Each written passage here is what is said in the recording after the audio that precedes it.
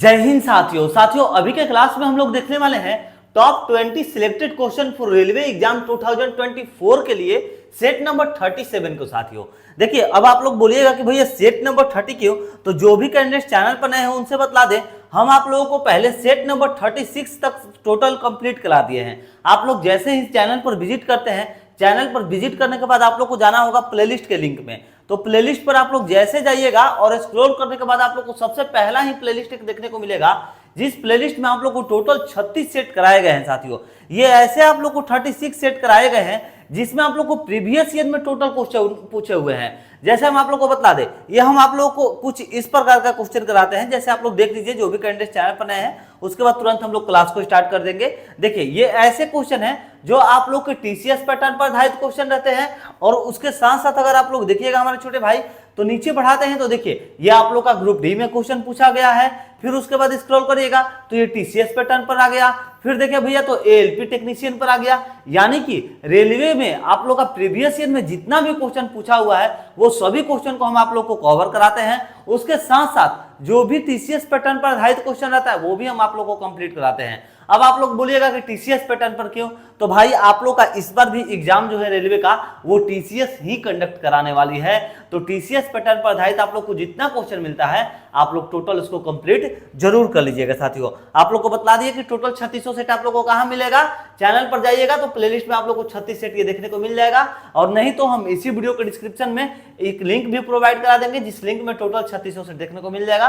जो भी candidate channel पर है जाकर के इसको जरूर से जरूर वॉच कर लीजिएगा। साथियों चलिए हम लोग स्टार्ट करते हैं सेट नंबर 37 के पहले नंबर क्वेश्चन को। जो हम लोग का पहला नंबर क्वेश्चन है वो कह रहा है कि परमाणु में प्रोटॉन रहते हैं, परमाणु में प्रोटॉन जो है वो रहते हैं। तो बताइए दोस्तों, ये टीसीएस पैटर्न पर आधारित क्वेश्चन है। नाभिक के भीतर रहते हैं, नाभिक के बाहर कक्ष में, या फिर आप लोग का नाभिक और फिर कक्षक दोनों में रहते हैं।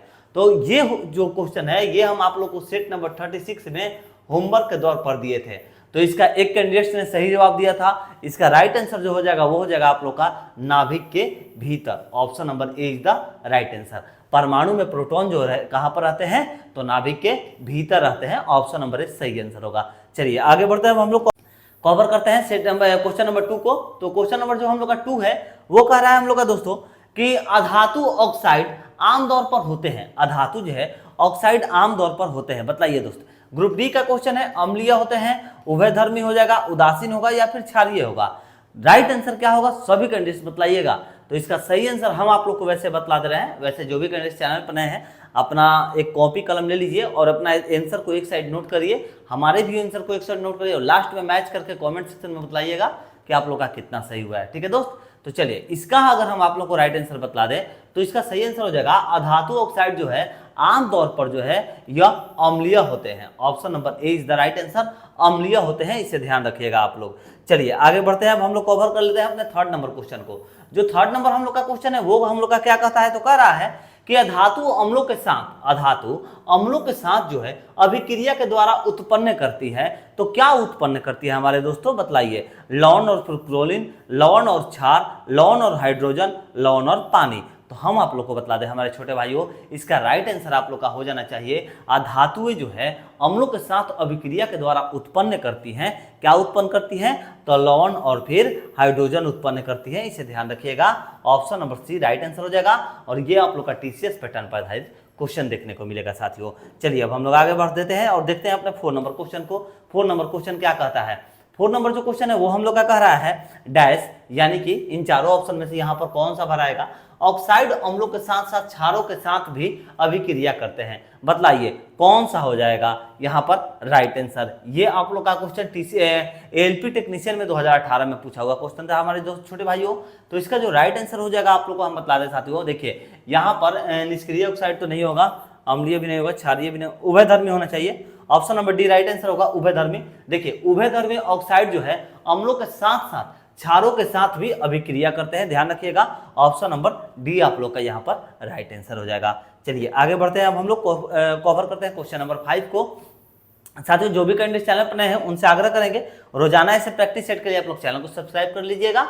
देखिए 5 नंबर जो क्वेश्चन है वो कह रहा है कि निम्न में से कौन से संकेतक का उपयोग जो है अम्लीय और फिर उदासीन विलयनों के बीच फर्क करने के लिए नहीं किया जा सकता है। बतलाइए साथियों, यहां पर नहीं जोड़ दिया है, ध्यान रखिएगा, नहीं किया जा सकता है पूछ रहा है, तो इसका राइट आंसर आप लोग का होना चाहिए। देखिए साथियों, यहाँ पर यूनिवर्सल इंडिकेटर तो नहीं होगा, यहाँ पर फेनाफ्थोलिन भी नहीं होगा, मिथाइल ऑरेंज भी नहीं होगा, यही होगा आप लोग का योसिन हो जाएगा राइट आंसर इसका। हाँ, निम्न में से कौन से संकेतक का उपयोग जो है अम्लीय और फिर उदासीन विलयनों के बीच में फर्क करने के लिए नहीं किया जा सकता है, तो योसिन होना चाहिए। ऑप्शन नंबर ए आप लोग का यहाँ पर राइट आंसर हो जाएगा। चलिए आगे बढ़ते हैं, अब हम लोग कवर करते हैं यहाँ पर 6 नंबर क्वेश्चन को। 6 नंबर क्वेश्चन हम लोग का कह रहा है हमारे छोटे भाइयों कि निम्न में से कौन से एक उपयोग सामान्यतः सटीक पीएच को मापने के लिए एक संकेतक के रूप में किया जाता है। तो बताइए क्या राइट आंसर हो जाएगा आप लोगों का साथियों? फेनाफ्थोलिन हो जाएगा, लिटमस हो जाएगा, योसिन होगा, यूनिवर्सल इंडिकेटर हो जाएगा। राइट आंसर बताइए। एएलपी टेक्नीशियन का ये क्वेश्चन है आप लोग का छोटे भाइयों। तो हम हैं यहाँ पर भाई आप लोगों को राइट आंसर बतलाने के लिए, जिसका हम आप लोग को सही अगर जवाब दे दें हमारे छोटे भाई तो सही आंसर हो जाएगा आप लोग का। कह रहा था हम लोग का क्वेश्चन कि निम्न में से कौन से एक उपयोग जो है सामान्यतः सटीक पीएच को मापने के लिए एक संकेतक के रूप में किया जाता है। तो आप लोग का यहाँ पर जो सही आंसर हो जाएगा वो हो जाएगा आप लोग का universal indicator. Option number D is the right answer, universal indicator. चलिए आगे बढ़ते हैं, अब हम लोग देते हैं अपने 7 नंबर क्वेश्चन को।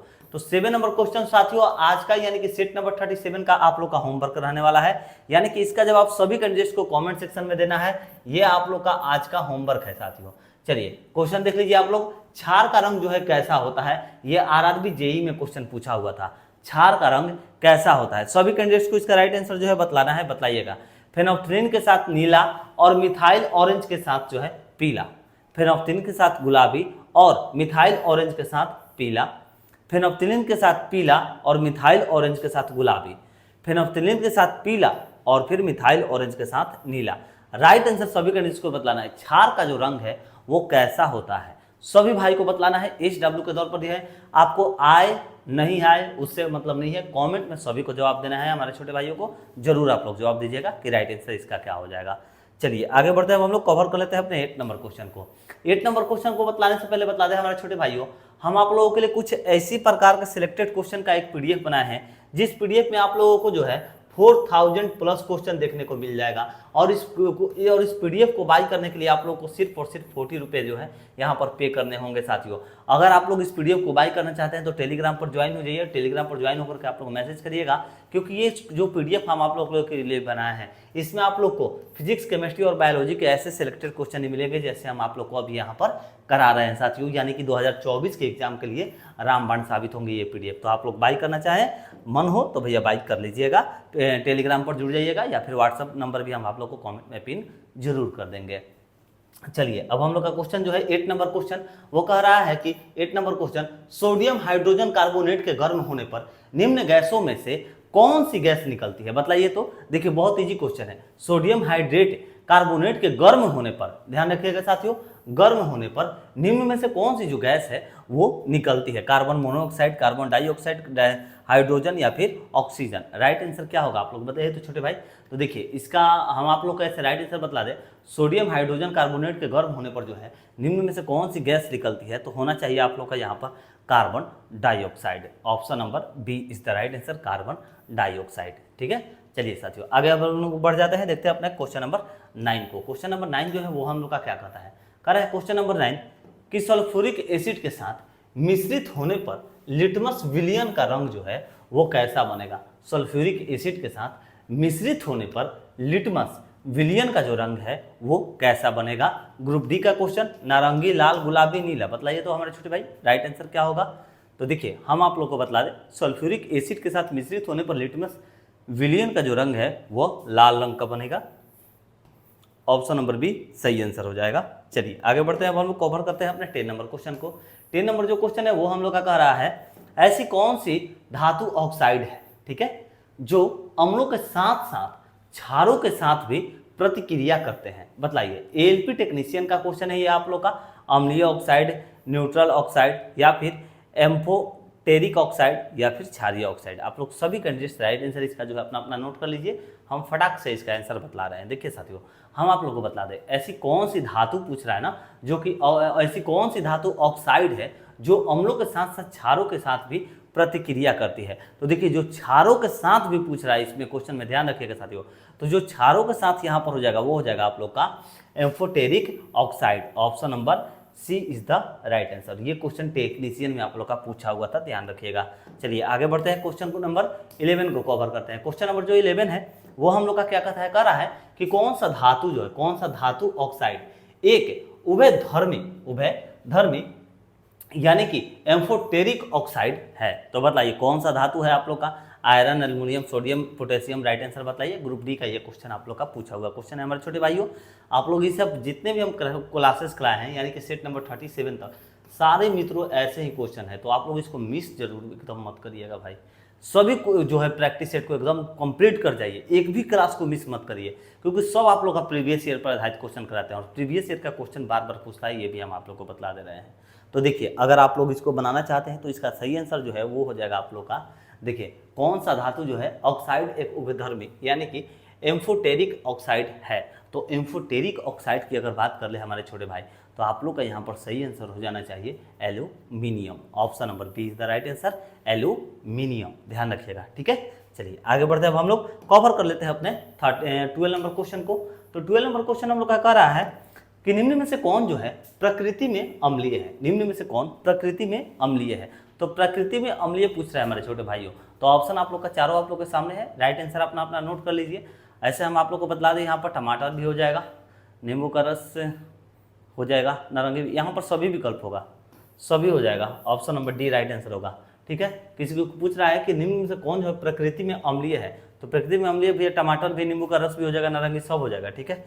ऑप्शन नंबर डी सही आंसर होगा इसका। चलिए आगे बढ़ते हैं, 30 नंबर क्वेश्चन को कवर करते हैं। 30 नंबर जो क्वेश्चन है वो हम लोग का कह रहा है कि इनमें से कौन सा जो है पदार्थ गैस्ट्रिक अम्ल के एक संघटक के रूप में पेट में नहीं स्त्रावित होता है, पेट में नहीं स्त्रावित होता है। तो एनटीपीसी में ये क्वेश्चन आप लोग का पूछा हुआ क्वेश्चन था हमारे छोटे भाइयों, ठीक है।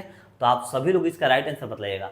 इसका देखिए ऑप्शन आप लोग का दिया है पोटेशियम क्लोराइड, सल्फ्यूरिक अम्ल, हाइड्रोक्लोरिक अम्ल या फिर सोडियम क्लोराइड। तो हम आप लोग को बतला दें साथियों, क्वेश्चन हम लोग का कह रहा था इनमें से कौन सा जो पदार्थ है जो कि गैस्ट्रिक अम्ल के एक संघटक के रूप में पेट में नहीं स्त्रावित होता है।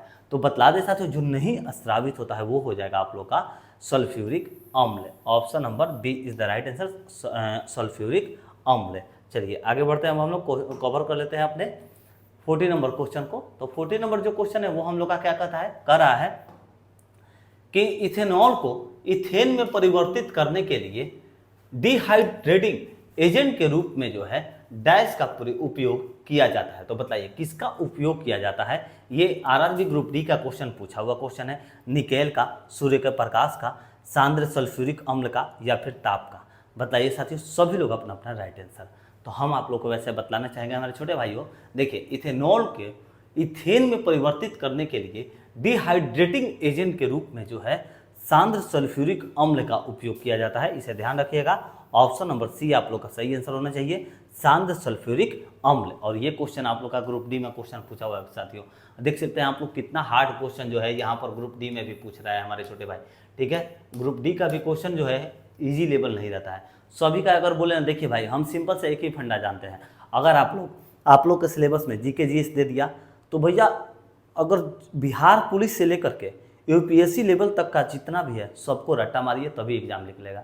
सामान्य अध्ययन से क्वेश्चन पूछा, ध्यान में रखिए भैया, जितना भी एनसीईआरटी का क्वेश्चन है यानी कि 7th, 8th, 9th जहाँ से आप लोग का स्टार्ट होता है भैया, स्टार्टिंग पॉइंट से लेकर के आप लोग का जितना हायर जाता है उतना को पढ़िए, तभी आप लोग का भैया एग्जाम निकलेगा, नहीं तो नहीं निकलेगा, ठीक है। ऐसा मत सोचिए कि सिलेबस बोल दिया है कि सिर्फ 10th तक आएगा तो 10th तक में खत्म कर देगा। ऐसा कभी भी नहीं होता है, किसी भी एग्जाम में नहीं होता है।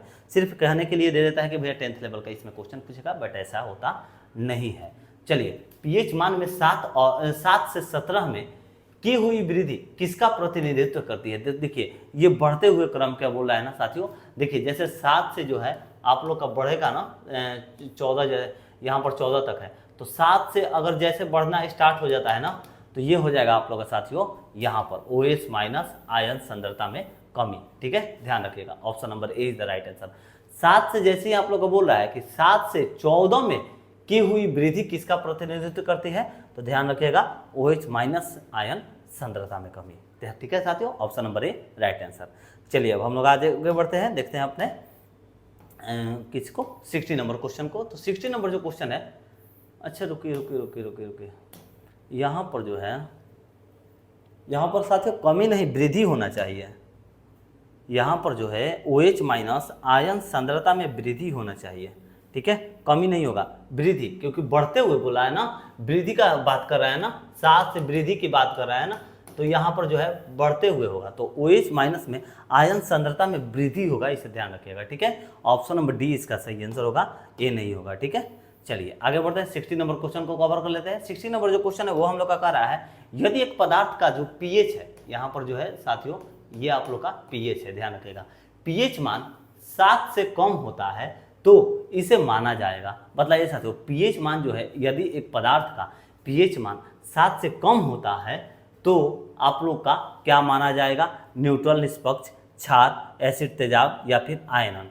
तो आप लोग का यहाँ पर राइट आंसर हो जाएगा साथियों। देखिए, यदि एक पदार्थ का जो pH मान है 7 से कम होता है ना, तो इसे क्या माना जाएगा, तो एसिड तेजाब माना जाएगा। ठीक है, ध्यान रखिएगा, 7 से कम पूछ रहा है यहाँ पर। ठीक है, ध्यान रखिएगा, 7 से कम तो क्या होगा, एसिड तेजाब हो जाएगा। ठीक है, चलिए आगे बढ़ते हैं, हम लोग कवर करते हैं अपने 70 नंबर क्वेश्चन को।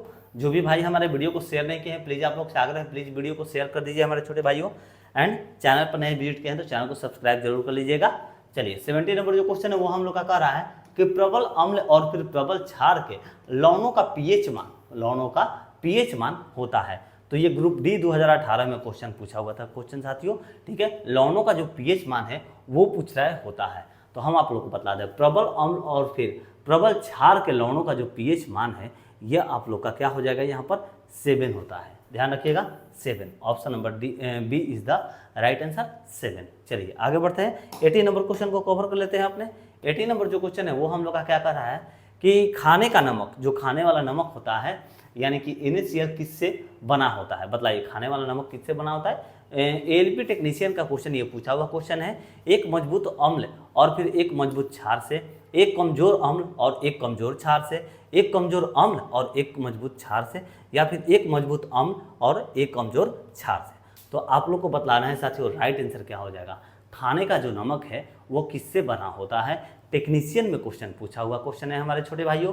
तो हम आप लोग को राइट आंसर बतला दे रहे हैं। देखिए, खाने का जो नमक है वो हमारे दोस्तों एक मजबूत अम्ल और फिर एक मजबूत क्षार से बना होता है, यानी कि option number A is the right answer. ठीक है, ध्यान रखिएगा, एक मजबूत अम्ल और फिर एक मजबूत क्षार से बना होता है। चलिए आगे बढ़ते हैं, अब हम लोग क्वेश्चन नंबर 19 को कवर करते हैं बस, और हम लोग का सिर्फ 2 क्वेश्चन बचा है। जो भी कैंडिडेट चैनल पर नए हैं उनसे आग्रह करेंगे जरूर से जरूर चैनल को सब्सक्राइब कर लीजिए। सिर्फ 2 क्वेश्चन हम लोग का बचा हुआ है। खाने वाले सामान्य नमक का रासायनिक नाम क्या है। चलिए, खाने वाला जो सामान्य नमक होता है उसका रासायनिक नाम बताइए। तो साथियों क्या हो जाएगा, ये देखिए NCERT का एग्जाम्पलर है और ये क्वेश्चन आप लोग का पूछने का संभावना भी है साथियों। BBI क्वेश्चन भी ये आप लोग का रहने वाला है। तो हम आप लोग को इसका राइट आंसर बतलाएंगे। खाने वाले सामान्य नमक का जो है रासायनिक नाम क्या है, तो खाने वाले नमक का रासायनिक नाम आप लोग का यहाँ पर हो जाएगा हमारे दोस्त छोटे भाइयों, sodium chloride. Option number B is the right answer, sodium chloride. चलिए आगे बढ़ते हैं, अब हम लोग कवर करते हैं अपने 20 नंबर क्वेश्चन, यानी कि आज का हम लोग का लास्ट क्वेश्चन। तो जो लास्ट क्वेश्चन है साथियों वो हम लोग का क्या कह रहा है आप लोग ध्यान दीजिएगा। यदि किसी लवण का pH मान 0 है तो वह जो है डैश का लवण होता है। बताइए, बहुत इजी क्वेश्चन है ये, ALP टेक्नीशियन में क्वेश्चन पूछा हुआ क्वेश्चन है। जो पढ़े हुए हैं वो तो भैया आप तक इसका आंसर भी बतला दिए होंगे, अपना नोट भी कर दिए होंगे। जो भी कैंडिडेट अपना आंसर नोट किया है कमेंट सेक्शन में जरूर बताइए कि आप लोग का कितना सही हुआ है हमारे छोटे भाइयों। देखिए, यदि किसी लवण का pH मान जो है यह 0 है तो वह डैश का लवण होता है। तो हम आप लोग को बता दें, वह जो है आप लोग का साथियों यहाँ पर सशक्त एसिड और फिर कमजोर बेस होता है। ठीक है, ध्यान रखिए, option number A is the right answer. चलिए साथियों, हम लोग का आज का क्लास जो है कंप्लीट हुआ है, यानी कि सेट नंबर 37 तक हम लोगों ने कंप्लीट कर दिया है। जो भी कैंडिडेट्स हमारे चैनल पर नए हैं उनसे ये हम जरूर आग्रह करेंगे, आप लोग प्लीज़ हम जहाँ पर बतला रहे हैं आप लोग जाइए, चैनल को ओपन करिए और चैनल को ओपन करने के बाद आप लोग को चैनल जैसे ही आप लोग ओपन करते हैं तो आप लोग को एक प्लेलिस्ट देखने को मिल जा रहा है, जिस प्लेलिस्ट का नाम आप लोग का railway previous year question paper है। ठीक है, आप लोग जा करके इसमें जरूर वॉच करें। टोटल आप लोग का 3600 सेट इसमें आप लोग का ऐड कर दिया गया है। ठीक है साथियों, और नहीं तो आप लोग को इसी वीडियो को डिस्क्रिप्शन में हम लिंक प्रोवाइड करा दिए हैं, जिस लिंक में आप लोग क्लिक करते हैं तो टोटल 36 सेट आप लोग को देखने को मिल जाएंगे। जैसे आप लोग यहाँ पर भी देख सकते हैं, टोटल यहाँ पर हम लोग का कितना सेट है, 36 नंबर सेट तक हमने इसमें कंप्लीट कराया है। तो जाकर के आप लोग जरूर वॉच करिएगा, आप लोगों के लिए रामबाण सेशन साबित होगा साथियों। तो चलिए, अगर हमारे द्वारा दी गई इन्फॉर्मेशन आप लोग को अच्छी लगती है, जो भी क्लासेस है आप लोग को अच्छा लगता है, तो प्लीज़ आप लोग से आग्रह है, चैनल पर नए विजिट किए हैं तो चैनल को सब्सक्राइब कर लीजिएगा एंड वीडियो को शेयर जरूर करिएगा हमारे छोटे भाइयों। मिलते हैं नेक्स्ट वीडियो में एक नई प्रैक्टिस सेट के साथ। जय हिंद, जय भारत।